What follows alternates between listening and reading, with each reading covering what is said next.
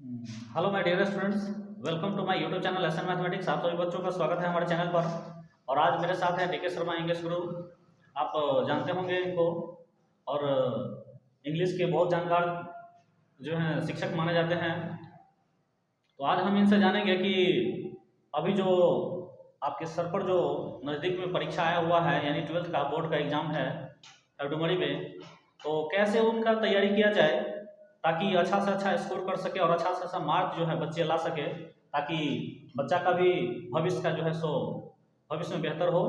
और भविष्य की बेहतरी के लिए या फिर गार्जियन का भी जो सर है वो थोड़ा ऊंचा हो कि मेरा बेटा जो है पढ़ लिख करके थोड़ा सा बेहतर मार्क लाया, बेहतर पोजीशन लाया है, गांव समाज में इज्जत प्रतिष्ठा जो है थोड़ा सा बढ़े। जी हाँ, बिल्कुल सर, आपने सही पूछा। अभी जो समय चल रहा है, अभी जो सीजन चल रहा है, ये परीक्षा का ही सीजन चल रहा है।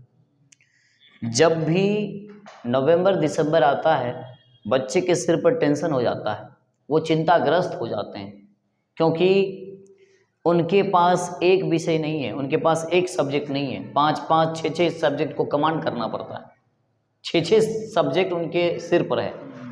अब बच्चे नर्वस हो जाते हैं कि भाई मैं फिजिक्स पढ़ूँ, मैथमेटिक्स पढ़ूँ, साइकोलॉजी पढ़ूँ, जियोग्राफी पढ़ूँ, केमिस्ट्री पढ़ूँ, क्या पढ़ूँ भाई, या हिंदी पढ़ूँ। बच्चे हो जाते हैं नर्वस। अब बच्चे सोचना शुरू कर देते हैं, भाई अब मुझसे नहीं होगा, ना ना ना ना, दैट इज़ नॉट पॉसिबल, ना ना, never never never, I am not able to appear at the examination, no no no no, never never। अब वो हो जाते हैं डिप्रेस्ड। हमें डिप्रेशन में नहीं जाना है भाई। आप परीक्षा की तैयारी कर रहे हो, जब आप सारी किताब, आप सारे सब्जेक्ट को जब आप कमांड कर लिए हो, तो फिर घबराने की जरूरत क्या है। अगर आपने फिजिक्स को पूरी तरह से कमांड कर लिया है, मैथमेटिक्स को पूरी तरह से कमांड कर लिया है, तो फिर घबराने की जरूरत कहाँ है भाई। परीक्षा में जो सवाल आपके क्वेश्चंस आएंगे, कहाँ से आएंगे, आपके सब्जेक्ट से ही आएंगे, आपके सिलेबस से ही आएंगे।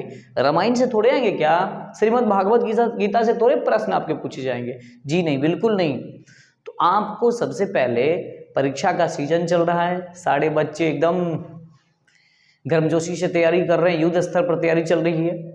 और हम लोग भी एक शिक्षक हैं, तो शिक्षक के नाते मुझे पता है, हम लोग को पता है कि बच्चे किस तरह से रात रात भर जाग के तैयारी करते हैं। लेकिन मैं आप लोगों को ये सलाह देना चाहूँगा, एक शिक्षक के नाते, एक गुरु के नाते, कि आप देर रात तक ना पढ़ें।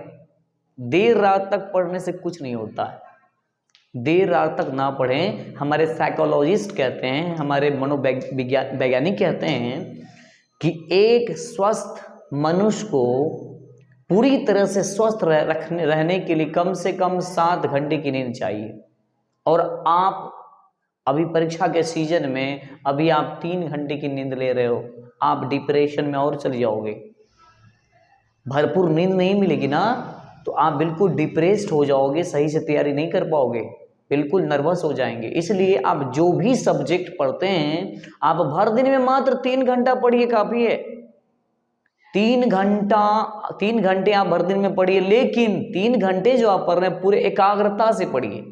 एकाग्रता मतलब फ्रीक्वेंटली मतलब लगातार पढ़ते हैं ना, तो उस विषय पर ही फोकस होना चाहिए। जैसे आपने सामने में फिजिक्स रखा, आपने मैथमेटिक्स रखा, तो 3 घंटे मैथमेटिक्स ही होना चाहिए। ऐसा नहीं कि बाहर में किताब पढ़ी हुई है, सामने में किताब पढ़ी हुई है, और हम कहीं दूसरे जगह यूट्यूब में लगे हुए हैं, कोई इंस्टाग्राम चला रहे हैं, कोई रील्स बना रहे हैं भाई। तो गार्जियन ये देखते कि हमारे बच्चे पढ़ रहे हैं, लेकिन आपका माइंड कहीं और है। आपकी बॉडी ना बुक के सामने है, लेकिन आपका mind out of service area. इसीलिए मैं सलाह देना चाहूँगा कि जो टॉपिक, जो क्वेश्चंस आपको जटिल लगता है, उस क्वेश्चन को आप बार बार बनाइए। जो आपके गाइड, आप जो जहाँ आप जिस संस्था में आप क्लासेस करते हो, कॉलेज में पढ़ते हो, स्कूल में पढ़ते हो, आपके गुरुजी जो बताते हैं संभावित प्रश्न, ये सारे प्रश्न संभावित प्रश्न हो सकते हैं। उन प्रश्नों का आप सबसे पहले तैयारी करें, बाकी प्रश्न को आप सेकेंडरी ऑप्शन रख लीजिए। पहला प्राथमिकता आपको देना है संभावित प्रश्नों का। आप लिस्ट बना लीजिए कि ये सारे प्रश्न संभावित प्रश्न हैं। इन प्रश्न चाहे फिजिक्स हो, चाहे केमिस्ट्री हो, चाहे बायोलॉजी हो, कोई भी सब्जेक्ट हो, उस सब्जेक्ट का संभावित प्रश्न की लिस्ट बना लीजिए और जो प्रश्न आपको नहीं आता आप क्रॉस मार्क लगा दीजिए। जिन प्रश्नों पर आपको पूरे कॉन्फिडेंस नहीं है कि मैं ये नहीं बना पाऊंगा, इस प्रश्न को मैं नहीं हल कर पाऊंगा, आप क्रॉस मार्क लगा दीजिए। आप क्लास जाइए, अपने गुरुजी से पूछिए और जो प्रश्न आपने रिसेंटली में पूछा है उस प्रश्न को 5 बार बनाइए, 10 बार बनाइए। अगर जो सवाल बनाने, मैं मैथमेटिक्स की बात कर रहा हूँ, अगर कोई थ्योरी, अगर केमिस्ट्री हो, फिजिक्स हो, कोई थ्योरी वाली बात है, उसको आप बार बार पढ़िए और पढ़े हुए को लिखने की कोशिश करिए। जो आपने याद किया है, रात्रि में आपने याद किया है, दिन में आपने याद किया है, उसको लिखने की कोशिश करिए। अपना मन से लिखिए, बिना देखे लिखिए। 4 बार 5 बार लिखेंगे वो टॉपिक आपके माइंड में आ जाएगा। आप पूरी तरह से, पूरी सहजता से, आराम से, इत्मीनान से आप परीक्षा दे पाओगे। लेकिन डरना नहीं है। जो शिक्षक या कोई गार्जियन या कोई आपके अभिभावक सिखाते हैं कि अब 18 घंटा पढ़ो, 10 घंटा पढ़ो, 15 घंटा पढ़ो, आप 20 घंटा पढ़ो, ये बकवास है। मैं समझता हूँ ये बकवास है। भाई 3 घंटा पढ़िए ना, 3 घंटे पढ़िए, एकाग्रता से पढ़िए, फ्रिक्वेंटली पढ़िए। 3 घंटे का स्टडी के अलावा कुछ नहीं। There must nothing but only study. कुछ नहीं होना चाहिए बट स्टडी होना चाहिए। स्टडी के अलावा कुछ नहीं होना चाहिए। देखिए, आप पूरी तरह से कमांड कर पाएंगे। मैंने हमेशा कहा कि संभावित प्रश्नों को आप बनाइए। संभावित जो प्रश्न होते हैं उन पर ज़्यादा फोकस करिए, पॉइंटेड रखिए उसको। और मैंने कहा कि आप लिस्ट बना लीजिए, हर सब्जेक्ट का लिस्ट बना लीजिए। जैसे मैथमेटिक्स में जियोमेट्री है, ट्राइगोनोमेट्री है, मेंसुरेशन में कौन ऐसा सवाल है मुझे नहीं बन पाता, आप क्रॉस मार्क लगा दीजिए। ये नहीं बनता है सर, हमसे पूछिए। सर ये नहीं बनता है, जो नहीं बनता है आपके सर ने आपको हल कर दिया, अब उसको जाके घर पे 5 बार प्रैक्टिस करिए, 6 बार करिए। और सबसे मैथमेटिक्स में सबसे जो जटिल होता है, सबसे जटिल जियोमेट्री ही होता है। बच्चों को जियोमेट्री ही सबसे जटिल लगता है। तो आप जो जटिल लगता है उन्हीं सवालों को ज़्यादा हल करिए। हल्के प्रश्नों का हल ज़्यादा नहीं, उसमें समय बर्बाद मत करिए। बस यही है, बाकी कुछ नहीं है। जाइए, बिंदास जाइए, परीक्षा दीजिए और डिप्रेस नहीं होना है, बिल्कुल नहीं होना है डिप्रेस।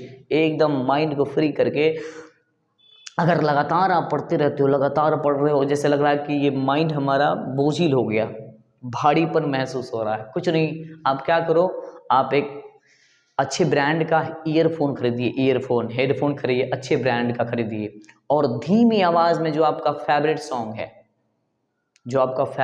है, और ज़्यादा ध्वनि वाली सॉन्ग नहीं, ज़्यादा ध्वनि वाले सॉन्ग नहीं सुनना आपको। बिल्कुल मध्यम आवाज़ वाले सॉन्ग सुनिए और दिल को बहुत सुकून देगा, बहुत अच्छा लगेगा। और सुबह अर्ली जागिए और थोड़ा सा मॉर्निंग वॉक करिए और अर्ली 4 बजे सुबह उठ करके पढ़िए, क्योंकि उस समय वातावरण बिल्कुल शांत होता है। उस समय आपके माइंड में जो भी याद करेंगे बिल्कुल आपके माइंड में चला जाएगा। रात्रि को पढ़ते हैं, कोई बात नहीं, कोई इशू नहीं है। 10 बजे रात्रि तक पढ़िए, 11 बजे रात्रि तक पढ़िए, लेकिन उससे ज़्यादा नहीं होना चाहिए। देर रात तक आप ना पढ़ें। 10 बजे रात्रि में जो भी है, जो भी टॉपिक आपने देखा, सुबह 4 बजे उठ करके उनको दोहरा दीजिए। बिल्कुल कभी नहीं, जीवन में नहीं कभी भूलेंगे, बिल्कुल नहीं भूलेंगे। और आजकल तो सोशल मीडिया का ज़माना है, जो टॉपिक आपको जटिल लगता है उसको रिकॉर्ड कर लीजिए, ईयरफोन में सुनते रहिए। रात में, दिन में जब भी फुर्सत हो, ईयरफोन में लगा के गीत मत सुनिए, 2 महीने गीत मत सुनिए, उसी टॉपिक को सुनिए। बिल्कुल आसानी पूर्वक, बिल्कुल इत्मीनान से आप 400 क्रॉस करेंगे ही, लेकिन मैं आशा करता हूँ उस पर आप मार्क लगा सकते हैं। चलिए, बहुत बहुत धन्यवाद आपका। काट दीजिए, लंबा हो गया, बड़ा हो गया, ये ठीक है।